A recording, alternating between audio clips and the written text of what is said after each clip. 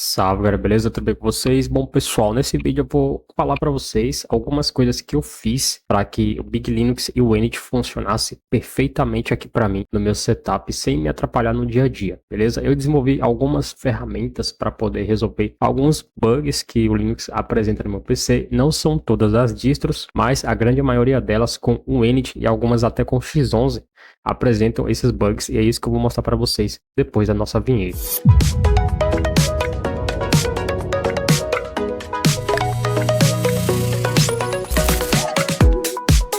Bom, pessoal, basicamente a gente sabe que o Unity ele ainda é muito recente, né? Se comparado com o X11, ele ainda possui algumas limitações de compatibilidade. Uma das coisas que me atrapalhava bastante aqui é que sempre que eu inicializava o VirtualBox no modo de tela cheia, eu não conseguia minimizar a janela do aplicativo, justamente porque ele bloqueava completamente ali qualquer clique, qualquer atalho, impedindo que eu sequer encerrasse a máquina virtual, me forçando a fazer um reboot na minha máquina física de forma forçada, ou acessando o atalho, né, de Ctrl Alt mais F4 para poder forçar o modo texto e aí sim fazer ali o reboot ali do sistema inteiro, né? Bom, mas eu descobri como resolver isso e eu vou mostrar para vocês outras coisas que eu fiz que me ajudou a ter uma utilização muito melhor aqui com o Unity e essa nova versão do KDE Plasma, né? Porque o Arch Linux também apresentou alguns desses problemas, QuakeOS também. Então, o que eu desenvolvi aqui não foi exclusivamente pro Big Linux, pelo contrário, foi justamente por causa do QuakeOS e do Arch Linux que já tinham apresentado esses problemas antes. Em contrapartida, o que eu realmente usei aqui no Big Linux foi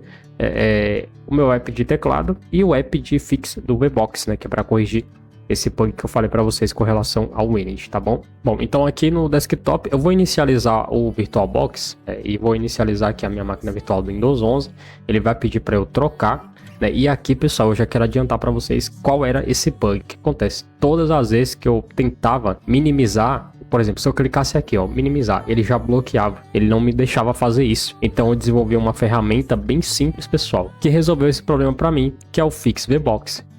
O que que ele faz, né? O que que esse aplicativo aqui faz? Olha só, ele está inicializando a máquina virtual, normal, tá? O Windows 11 é assim mesmo, enxerido, né? Eu vou inicializar aqui o Fix VBox. É esse aplicativo aqui. Ele é um aplicativo muito simples, é só isso que ele faz, mais nada. O que que ele faz? Correção do VirtualBox para o Unity. Essa ferramenta corrige o problema de mouse travado em tela cheia, forçando o VirtualBox a rodar sob o X-Unity de forma transparente. Então, o que ele faz? Ele faz uma modificação no atalho do aplicativo e também nos parâmetros, né, dentro da variável de ambiente. Então ele força o VirtualBox de fato a usar o X-Unity. Por quê? Porque quando ele estava inicializando antes somente com o Unity, ele estava tendo esse bloqueio. Então toda vez que eu clicava em alguma coisa na tela, ele bloqueava e não me deixava mais acessar a máquina virtual, nem pelos atalhos de teclado e nem pelo meu mouse, né? Então, enfim, né? Eu tive que pesquisar um pouco sobre isso e aí eu consegui desenvolver essa ferramenta aqui que faz essa correção para mim. Depois que tu instala, né? Tá em .deb, mas se tu tiver no Big Linux só funcionar de primeira para instalar. Se tu tiver no Arch, tem que instalar o DebTap Mode para poder estar instalando ele, entendeu? No QuakeOS é a mesma coisa. E qualquer outra distribuição, tipo Manjaro, qualquer outra coisa base Arch, tu vai ter que ter o deb.mode, tá? DebTap Mode para poder fazer funcionar. E por que tu não tem um app image? Cara, eu não sei fazer app image. Não consegui fazer funcionar app image corretamente ainda no Linux. Então, é isso. Eu tô sozinho aqui nesses projetos e também, às vezes eu até prefiro, né? Porque daí, né, eu tenho um total controle aqui do negócio. Mas ok, aplicou a correção, já era, meu filho. Vai estar funcionando aqui, ó, liso, seco. Posso clicar o que eu quiser aqui, ó, mexer no sistema.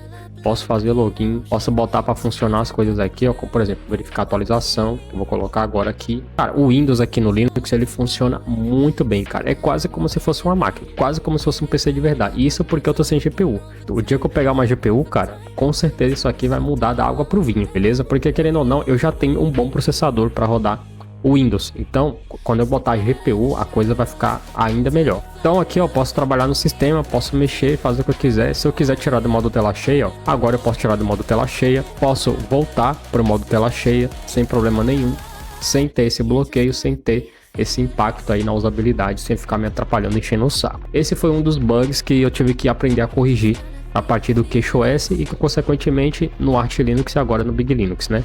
Bom, Elito, qual que foi os outros problemas que você encontrou? Cara, sinceramente falando, o meu teclado, né? O meu teclado, ele não acendia esse LED aqui. Eu tinha que ficar rodando um comando no terminal. Então, o que é que eu fiz? Eu peguei um script, né? Em vez de fazer um script simplório, eu criei um mini aplicativo que faz esse controle para mim, através de cliques. Não é muito mais rápido? Não é muito mais simples de fazer? Pois é. Esse aplicativo é esse cara aqui, ó, o OnLED, tá bom? O que o OnLED faz? Ele permite que eu force que ele acenda o LED do meu teclado, mas não é só forçar. Eu vou desativar isso aqui, ó, olha só, eu vou desativar aqui o modo Deus, ó, desativei. Olha o que acontece, quando eu apertar qualquer coisa relacionada à LED do teclado, por exemplo, Caps Lock. Apertei o Caps Lock, apertei de novo, ele não acende mais, ó. Ele não acende. Se eu apertar a tecla de acender o LED, ó, ele não acende, tá vendo aí? Agora, se eu ativar aqui, ó, eu vim aqui, ó, forçar, ele acendeu. Mas veja, se eu apertar de novo, ele apagou e ele não acende mais. Então, o que acontece? Você força ele ligar, vem aqui, ativa o modo Deus, ativa para ele iniciar junto com o sistema, e toda vez que você apertar qualquer tecla que force o teclado a desligar, olha só, ele vai ligar automaticamente, tá bom? Ele vai ligar sozinho, sem que você tenha que ficar fazendo essa intervenção manual. Pensou? Toda vez que desliga, se você estiver trabalhando no escuro, com baixa luz, toda vez que desligar, você vai ter que ir lá no terminal digitar um comando? Nem a pau, meu filho. Nem a pau que eu vou trabalhar desse jeito.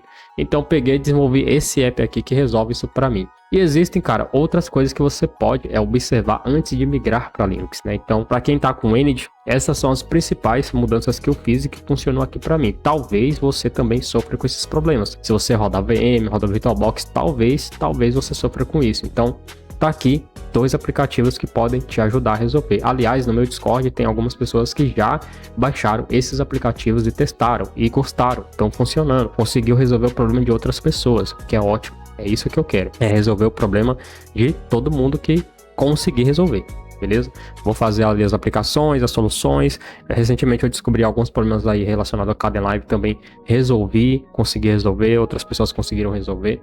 E agora eu tô quase resolvendo um outro problema do Kdenlive, tô quase resolvendo. Quando eu tiver certeza que tá resolvido e funcionando, eu vou trazer um vídeo mostrando para vocês que tá resolvido, beleza? Mas eu ainda tô testando aí o método, né? Tô testando a teoria para depois eu trazer um vídeo para vocês mostrando isso daí, tá bom?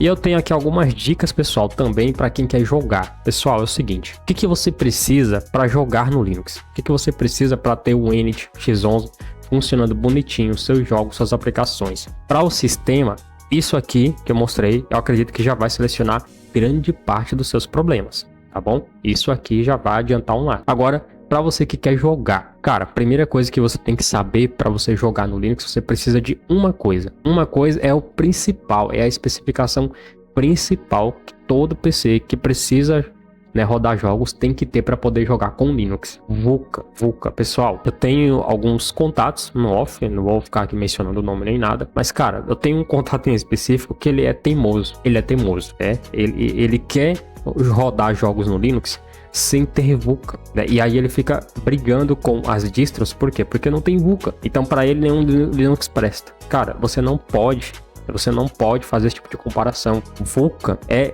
primordial para toda a distribuição. Não, pessoal, não tem como rodar jogo sem VUCA. Ah, mas tem o OpenGL. Você só vai conseguir rodar jogos com OpenGL se você tiver uma placa de vídeo potente. Placa de vídeo integrada não roda jogo com OpenGL, com exceção de alguns vídeos integrados da AMD, como a Vega 11, a Vega 8, a Vega 7. Essas placas de vídeo da AMD são feitas para games, então sim, mesmo com o OpenGL, tu vai conseguir ter um desempenho satisfatório em jogos leves. Não significa que tu vai jogar um Euro Truck Simulator lá no alto, não significa, no máximo que tu vai rodar é no médio, cara, pra pegar 60 FPS. No alto tu não vai rodar, mano, não vai, cara, ainda mais no OpenGL, não vai. Mas pra jogar jogos leves, esses vídeos que eu mencionei da AMD, todos vão super bem, mas da Intel, cara, não dá, tem que ter VUCA. OpenGL em vídeo integrado Intel não roda jogo. E ponto final, cara. E se você conseguir rodar algum jogo, esse jogo eu duvido que seja um jogo 3D atual. Vai ser um jogo 2D, vai ser um Super Mario. No máximo, cara, um Stubble Guys ali, dependendo da geração da tua CPU. Se for quarta, sexta ou até sétima geração, Tudo bem, cara, pode até rodar. Mesmo assim, eu ainda duvido muito que você consiga rodar que seja um Stubble Guys, que é um jogo 2D. Pra mim é 2D. Eu não considero aquele jogo como um jogo de gráficos, né, de alto desempenho. Ele me parece um jogo 2D, parece um desenho animado. E não é feio não, cara, é um jogo bonitinho, divertido. Mas é um jogo 2D, é um jogo leve. É um jogo que, tipo, quando eu tinha placa de vídeo, cara, minha placa de vídeo chegava a 15% de uso. Então, assim, não dá, a gente tem que ter o bom senso, cara. A gente tem que ter o bom senso pra saber lidar com o sistema. Aí eu poderia simplesmente chegar aqui e dizer, pô, Linux não roda jogo em PC antigo. Eu poderia chegar aqui e simplesmente falar isso. Mas, cara, existe tanto PC antigo que roda jogo, que é potente. Só que eu tenho que ser realista. E eu não posso me dar o luxo de tratar o sistema com essa ignorância. Se você pegar um jogo que só roda com DirectX 12 e tentar rodar ele no DirectX 10, não vai rodar. Vai rodar com desempenho ruim, travando, precário. Por quê? Porque não roda, cara. Não adianta, velho. Essa talvez seja a única vantagem real do Windows em relação ao Linux, que é a retrocompatibilidade. A maioria dos games que rodam com DirectX 12 rodam também com 11, rodam também com 10.1.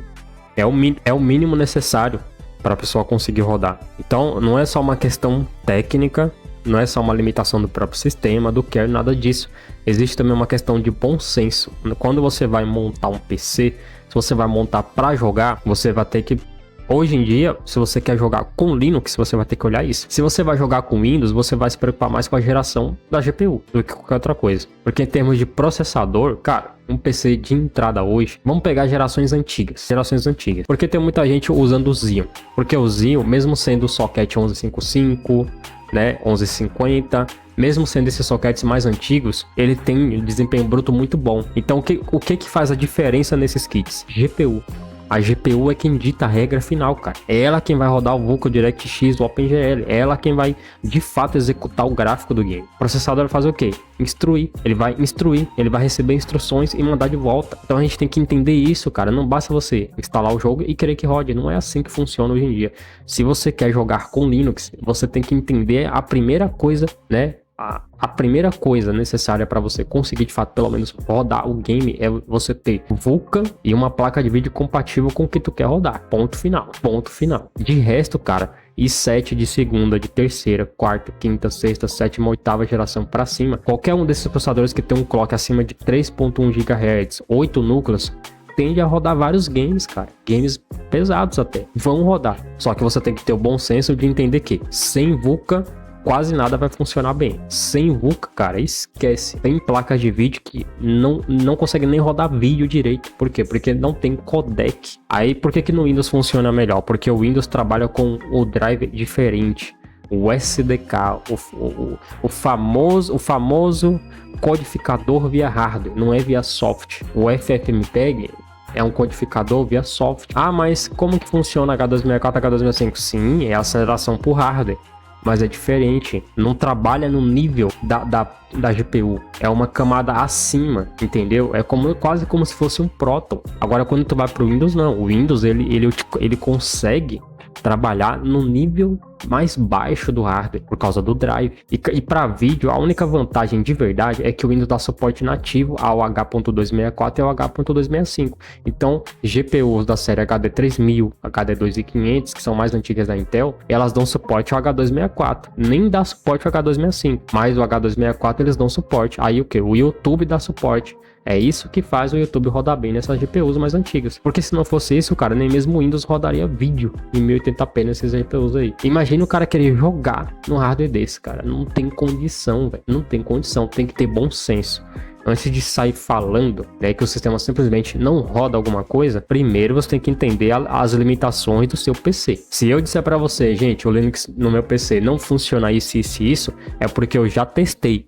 E eu sei que funciona. Eu sei que funciona. E se eu chegar aqui e falar que tá funcionando mal, é porque tá funcionando mal. Agora, se eu sei que algo não dá suporte, é porque não dá suporte. Eu posso chegar aqui para vocês e dizer, olha, o Linux dá suporte ao VAP da AMD.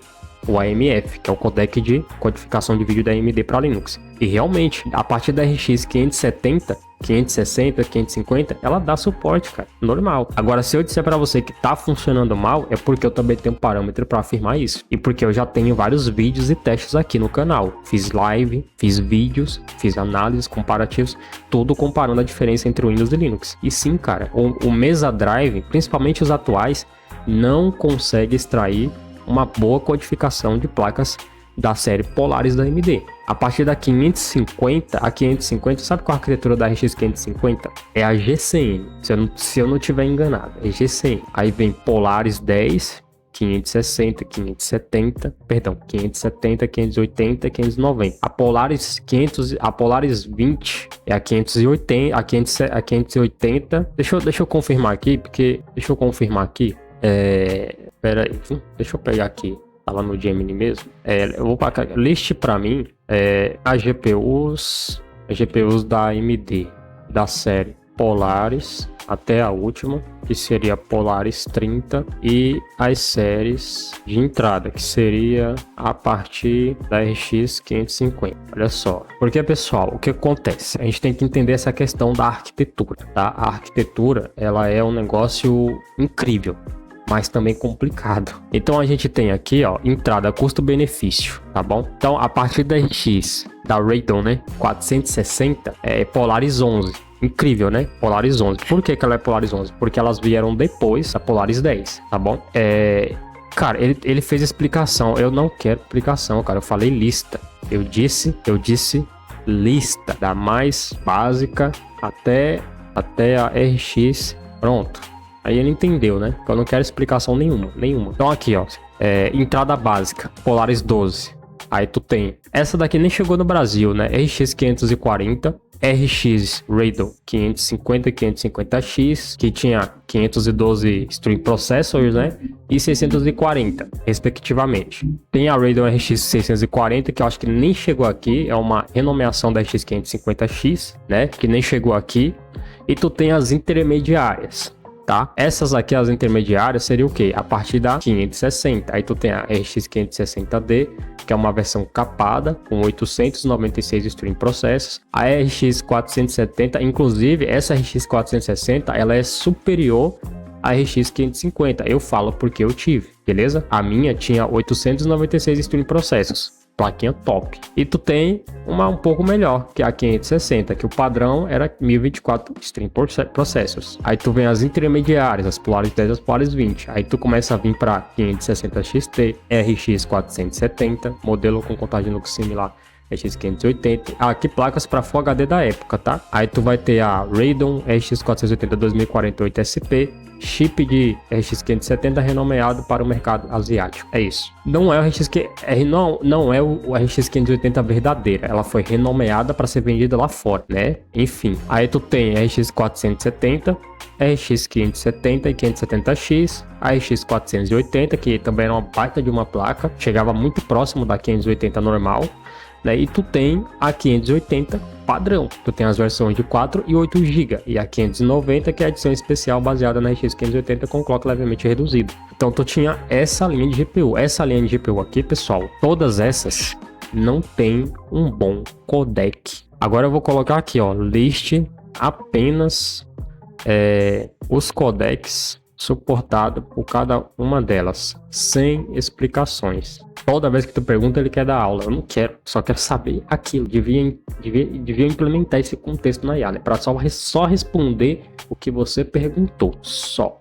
Você perguntar, sei lá, como que você faz hambúrguer, ele tem que só colocar o que você perguntou. Carne, ovo, salada e tal. Acabou. Mas ok. Radeon RX 540 até a 640 suportava o quê? O H264, o HEVC, o H265 de 8 bit e 10 bit, VP9 Profile, 0, VC1, MPEG 2 e MPEG 4. Em codificação, é o que importa. Decodificação não interessa. O que importa é isso aqui, pessoal, olha. Em codificação, a única coisa que ela suporta, essas aqui, eram o H264 e o H265 de 8 bit. Só. MPEG, esquece. Codec antigo, ultrapassado, quebra galho, ok? Mesma coisa para 460, Polaris 11 e Polaris 21, a mesma coisa, não tem diferença. Aí tu vem para as mais top, a mesma coisa, não tem diferença. A AMD não investe, a AMD nunca investiu em codificação, nunca. Até RX 590 tu não tem AV1, tu não tem nada, cara, tu só tem H264 e HEVC, que é o H265. Você vê que não mudou nada de geração para geração. A AMD nunca investiu em codec, nunca investiu. Placas da Intel de integrada de entrada tem mais suporte a codec. Quer ver só? A minha HD 630. Agora, liste para mim todos os encoders suportados pela Intel HD 630 e Intel HD 4600. Bora pegar aqui. Presta atenção. Aí vocês vão ver o que eu tô falando, tá? Vocês vão ver o que eu tô falando. Então, olha só. Encoders. Ó, encoders suportados via hardware. Encoder Kick-Sync vídeo para cada uma das iGPUs, tá bom? Então, a Intel HD 4600 de quarta geração já suportava o H264, o AVC, o MPEG 2 e o MPEG. Ela, nessa época aqui, ela não suportava ainda o VP9 ou o AV1. Então, ó, mesmo suporte, mesmo tipo de suporte, com a diferença que não tem um H265, mas tem um MPEG 2, que é mais avançado que o MPEG. Mas quando tu vem aqui, ó, para entrar o HD 630, aí tu já tem, aí tu já começa a brincar, entendeu? Para você ver como que a Intel investe pesado nessa questão de encoder. Porque daí eu tenho o H265, né? Então eu vou ter o H264 com AVC, mãe, profile, né? Padrão e perfil alto, né? De desempenho, qualidade. Tem um H265 de 8, 10 bits e também, ó, perfil padrão e alto desempenho, né? Alta qualidade. VP8, VP9 com suporte à codificação via aceleração por hardware. O MPEG, tá bom? Eu ainda não tenho AV1 nessa GPU, mas para você ver, olha a diferença. Aí quando tu vem aqui, ó, a partir da linha RX, bora pegar aqui uma padrão que todo mundo usou, assim, de modelo praticamente de entrada da linha RDNA. Agora, liste para mim todos os codecs suportados pela RX 5500 XT e 6600. Deixa eu botar aqui diferente, botar encoders, né? Pronto. E aí, pessoal, acabou aqui.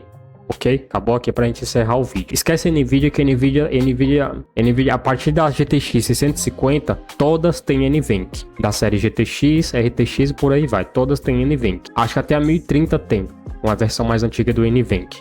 Beleza? Então, olha só, Radeon RX 5500 XT, RDNA, VCN 2.0. Ela tem o H264 com AVC, o H265 com 8 bits e 10 bits. Só aqui, só a partir da série RX 5000 foi que a AMD colocou codecs semelhantes ao que eu tenho no meu vídeo integrado. A RX 6600 RDNA 2, versão 3.0, ela também tem o quê? Mesmo suporte. A AMD nunca investiu em codec. Nunca investiu. Então, agora, aí para resumir, eu posso chegar para vocês agora e falar que a RX 580 não tem um bom suporte a codecs de vídeo. Não tem, ponto. Não preciso nem testar para provar isso para vocês. Agora, bora pegar aqui, só para a gente finalizar o vídeo. Qual placa de vídeo da NVIDIA mais antiga já tinha suporte ao NVENC? Apenas os nomes. Até, sei lá, 3 placas. Bora pegar aqui. GTX a partir da 650 Ti, tá vendo aqui? Lá em 2012. Então, ó, NVIDIA sempre investiu pesado em codec para fazer transmissões de jogos. E a Intel, cara, a AMD sempre foi a que menos investiu nisso. Então não dá para você chegar, né, e querer que um hardware faça algo que ele não foi projetado para fazer, cara. Ele simplesmente não foi projetado para aquilo ali. Então, para você jogar, transmitir, trabalhar com edição, você tem que entender aonde seu hardware está posicionado, aonde ele está posicionado, do que simplesmente chegar e falar que algo não funciona. Todos os vídeos que eu fiz aqui falando que Linux não funciona algo, eu mostrei, eu fiz vídeo, eu provei que não funcionou aquilo ali, que era para funcionar. Quando ele não dá suporte, eu simplesmente chego e falo que não dá suporte, e ponto. Linux só roda jogo com OpenGL se você tiver placa compatível. Se você quer rodar a maioria dos games, tem que ter VUCA. Aí mesmo que tu tenha um hardware mais de entrada, com VUCA, tu vai conseguir rodar jogos mais leves tranquilo, mas tem que ter VUCA. E a placa tem que ser compatível, no mínimo, com os requisitos mínimos do jogo. Qualquer coisa abaixo disso, esqueça Linux. Não vai rodar. Não vai e ponto final.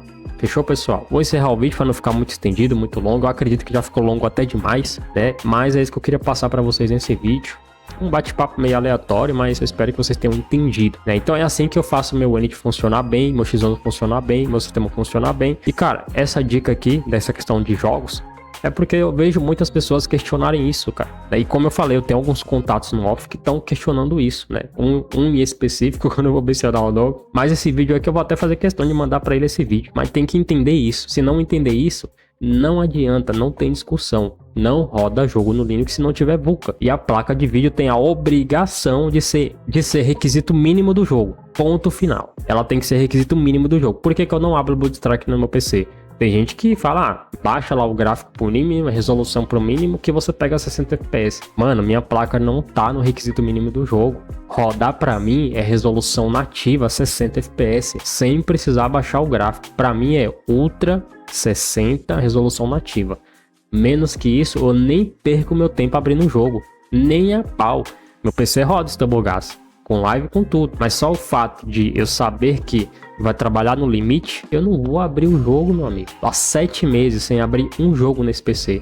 E vai continuar assim até que eu tenha uma placa de vídeo. E ponto, e ponto. Pessoal, é isso. Se inscreva no canal, ativa o sininho e deixa nos comentários qual tua GPU tu usa para jogar hoje. O que tu faz com o teu PC? Você usa para editar vídeo? Deixa nos comentários. Qual software que você usa para editar? Pessoal, não precisa explicar muito. Você bota lá teu sistema operacional, o software que você usa para editar, ok? E a sua GPU. Se você usa para jogar, você vai colocar o sistema operacional, vai colocar a tua GPU e a versão do kernel que tu usa para jogar, beleza? É isso.